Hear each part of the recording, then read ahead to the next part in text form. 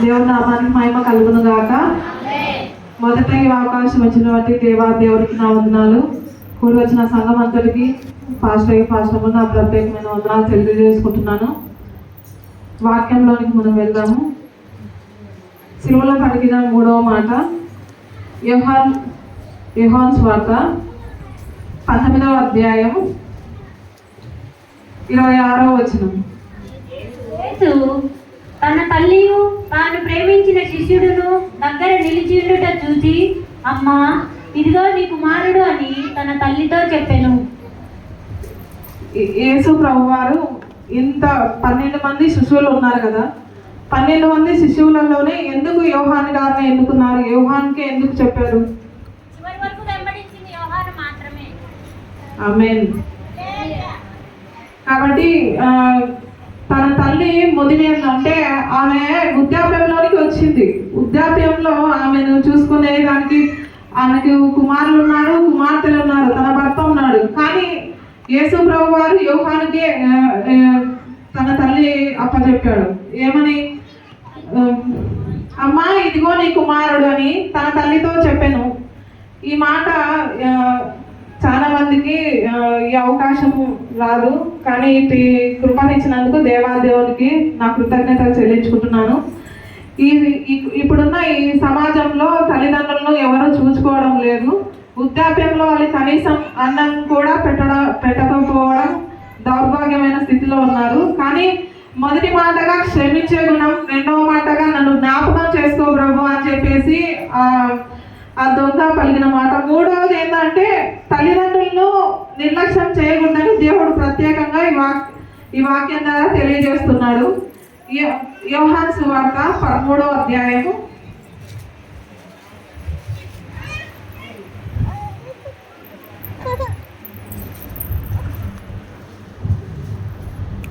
23వ వచనము.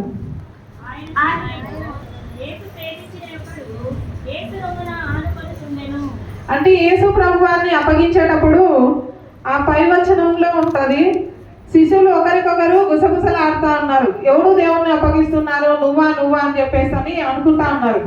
అప్పుడు యోహాను అడిగినప్పుడు యోహాను మొదటిగా రట్టు ఎవరికైతే ఇస్తానో అతడే నన్ను అప్పగిస్తున్నాడు అన్నట్లు దేవుడు యోహానుతో తెలియపరిచినాడు. అలాగే సామెతల గ్రంథం 23వ అధ్యాయం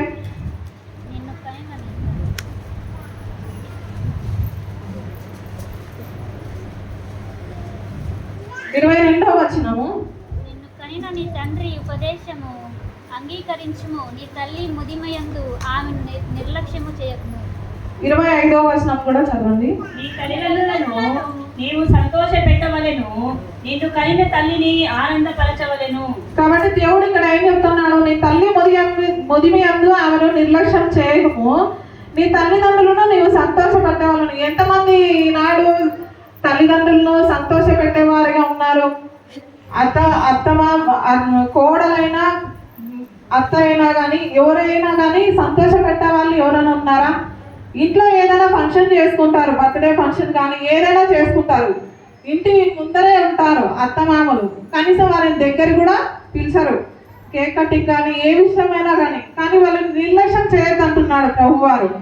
సిలువలో చనిపోతూ కూడా కొద్ది క్షణాల్లో ఆయన చనిపోతాడనగా కూడా తనకు జన్మనిచ్చిన తల్లిని ఏమాత్రం నిర్లక్ష్యం చేయకుండా ఒకరి చేతిలో బాధ్యతగా అప్పగించినాడు. ఈనాడు అట్లా ఎవరు లేరు. నిన్ను కనిన నీ తల్లిని ఆనందపరిచే వారిగా మనం ఉండాలని దేవుడు వాక్యం సెలవిస్తున్నాడు. అలాగే మొదటి యోహాను క్షమించండి సామెతల గ్రంథం 20వ అధ్యాయం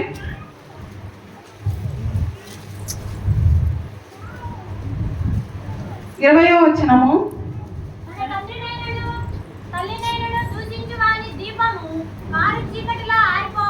ఏమైతుందంట? ఎవరైనా కానీ తల్లిదండ్రులను దూషిస్తే వాళ్ళని బాధ పెడితే కారు చీకట్లో ఆరిపోవును. అంటే ఏం ఆరిపోతుంది? దీపం ఆరిపోతుంది. అదే సామెతల గ్రంథం 23వ అధ్యాయము 22, 25వ వచనము. ఒక్కసారి క్షమించండి.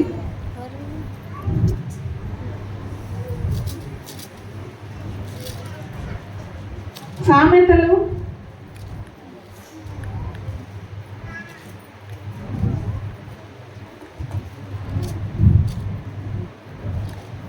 20వ అధ్యాయము 12వ వచనము. నీ దేవుడైన యెహోవా నీకు అనుగ్రహించిన దేశములో నీవు దీర్ఘాయుష్మంతుడై ఉండునట్లు నీ తండ్రిని నీ తల్లిని సన్మానించడం అంటే ఈనాడు శాల్వాలు కప్పి దండేసి తల్లిదండ్రులను సన్మానించడమా? కాదు కదా. దేవుడు నిర్లక్ష్యం చేయొద్దన్నాడు, వాళ్ళని ఆనందపరచమన్నాడు. ఏ రీతిగా ఆనందపరచాలి? ఆమేన్, ఆమేన్. మత్తయి రాసిన సువార్త 15వ అధ్యాయము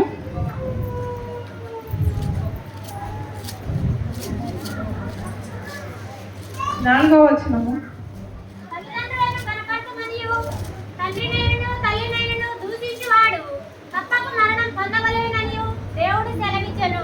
ఏమంటున్నాడు ఇక్కడ దేవుడు? తల్లిదండ్రులను దూషిస్తే తప్పక మరణం అవుతారంట. ఈనాడు ఎవరైనా అట్లా ఉన్నారా? ఉన్నారు కదా. కోడళ్ళు ఉన్నారు, అత్తలు ఉన్నారు.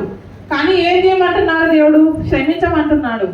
రూతు తన అత్తను వెంబడించకపోతే ఆ బోయాజు అనేటువంటి ఆ వ్యక్తికి భార్య అయి ఉండేది కాదు కదా, కాదు కదా. అలాగే ఎస్తేరు కూడా ఎక్కడో ఒక మూల ఉన్నటువంటి ఎస్తేరును కూడా దేవుడు తెచ్చి మహారాణిగా చేసినాడు. అయినప్పటికీ కూడా తన పిన్న తండ్రిని మర్చిపోలేదు. యోసేపును తన తల్లిదండ్రులను తన వాళ్ళనందరినీ ఇడిచిపెట్టి ఐగుప్తు దేశానికి బానిసగా వెళ్ళినప్పుడు తిరిగి అతనికి దేవుడు హెచ్చించినప్పుడు తన తండ్రిని తన అన్న తమ్ముళ్ళను అందరినీ మళ్ళీ కలుసుకున్నాడు, తన దగ్గరికి తీసుకున్నాడు. కాబట్టి ఈ వాక్యం మనకి ఏం చెప్తుందంటే తల్లిదండ్రులను ప్రేమించాలి, వారిని గౌరవించాలి, వారిని ఏవైనా తప్పిదములు చేస్తే క్షమించాలి, క్షమించే గుణం ఉండాలి. ఈనాడు ఎవరు అన్నం పెట్టకపోను మాటలేమో బ్రహ్మాండంగా మాట్లాడతారు. అది ఎట్లా మాటలంటే ఎవరైనా అన్నం పెట్టినా కూడా వైపు డబ్బులు తీసుకొని పెడతాందిలే అమ్మ అంటారు. అంటారా అనరా? ఏమక్క అంటారు కదా. కానీ అట్లా మనం ఉండకూడదు. దేవుని ప్రేమను బట్టి ఒక ముద్ద అట్లా పెడితే ఏమవుతుంది? ఏం కాదు కదా. దేవుడు ఏమో నీకేమో తక్కువ చేస్తాడా? చేయడు కదా. దేవుడు ఎప్పుడు గొప్పగానే చూస్తాడు కానీ తక్కువ వారుగా చూడడు.